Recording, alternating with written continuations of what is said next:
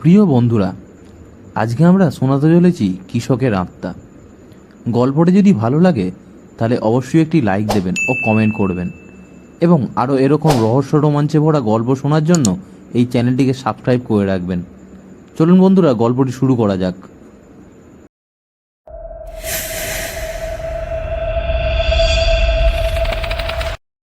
দই নারায়ণপুরের একটি অজানা ভূতের গল্প প্রচলিত আছে, যা শুনে গ্রামের মানুষ আজও শিউরে ওঠে।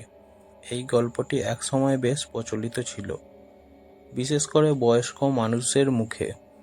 উদয়নারায়ণপুর গ্রামের এক যুবক, নাম ছিল মানিক। সে ছিল বেশ সাহসী এবং গ্রামবাসীদের মধ্যে তার ভালো নাম ছিল। একদিন সন্ধ্যার পর মানিক মাঠে তার জমিতে কাজ করতে গিয়েছিল। কাজ শেষে ঘরে ফেরার সময় সে অনুভব করল কেউ যেন তার পিছু নিয়েছে।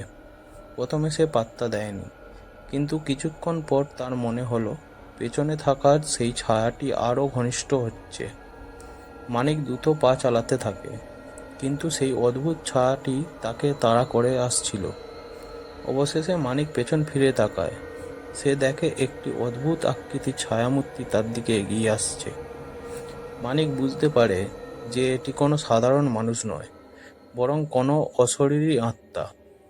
তার গায়ের রং খাড়া হয়ে যায় এবং সে দ্রুত দৌড়ে তার বাড়ির দিকে ছুটে যায়।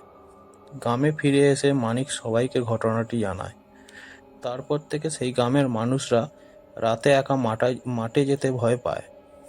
বলা হয়ে থাকে সেই ছায়াটি ছিল একজন মৃত কৃষকের আত্মা, যে তার জমিতে মৃত্যুবরণ করেছিল এবং তার মৃত্যুর পর সেই জমিতে আটকে পড়েছিল। গ্রামের বয়স্করা এই গল্পটি শোনান যাতে গ্রামের নতুন প্রজন্ম সাবধানে থাকে এবং রাতে একা বাইরে না যায়। এই অজানা ভূতের গল্পটি আজও উদয়নারায়ণপুরের লোকজনের মনে গভীরভাবে পতিত। পরের দিন রাতে গ্রামের অন্য একজন যুবক, নাম ছিল রমেশ, সে মানিকের গল্পটি বিশ্বাস করতে পারেনি। সে মনে করেছিল যে মানিক হয়তো কোনো ভুল বোঝাবুঝির শিকার হয়েছে, বা তার মন ভ্রমের কারণে এমনটা ঘটেছে।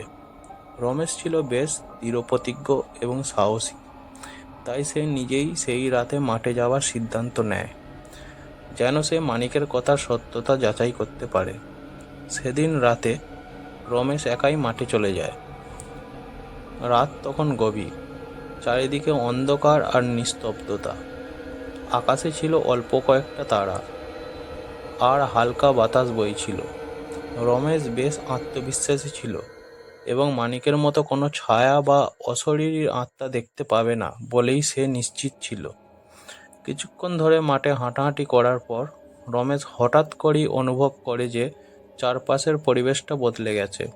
হাওয়া যেন হঠাৎই থেমে গেছে আর নিস্তব্ধতা আরও ঘন হয়েছে।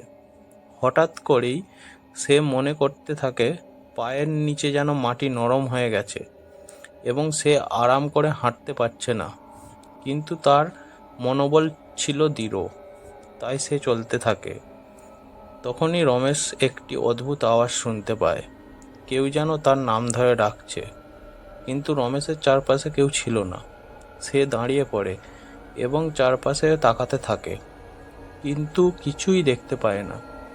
তারপরেই সে তার পাশে একটি অস্পষ্ট ছায়ামূর্তি দেখতে পায়, যা ধীরে ধীরে স্পষ্ট হয়ে উঠেছিল।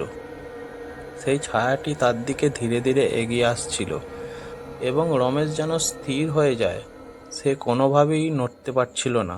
বুঝতে পারে যে এই ছায়ামূর্তিটি কোনো সাধারণ ভূত নয়, বরং এটি একটি প্রতিশোধপরায়ণ আত্মা। রমেশের মনে পড়ে যায় যে গ্রামের বয়স্করা বলতো এই মাঠে একজন কৃষককে একবারে নির্মমভাবে খুন করা হয়েছিল। সেই কৃষকের আত্মা এখনও শান্তি পায়নি এবং তাই তার আত্মা এই মাঠে ভেসে বেড়াচ্ছে। রমেশ তার সমস্ত শক্তি একত্রিত করে চিৎকার করে ওঠে এবং দৌড়ে পালানোর চেষ্টা করে, কিন্তু সেই ছায়াটি যেন তাকে আটকে রেখেছিল। অবশেষে রমেশ কোনো মতে ছায়াটি থেকে মুক্তি পেয়ে গ্রামের দিকে দৌড়ে যায়। গ্রামে ফিরে আসার পর রমেশ মানিকের কথার সত্যতা স্বীকার করে এবং সে নিজেও একটি ভয়ঙ্কর অভিজ্ঞতার সম্মুখীন হয়েছে বলে সবাইকে জানায়। এরপর থেকে গ্রামের সবাই রাতে একা বাইরে যাওয়ার সাহস আর করেনি।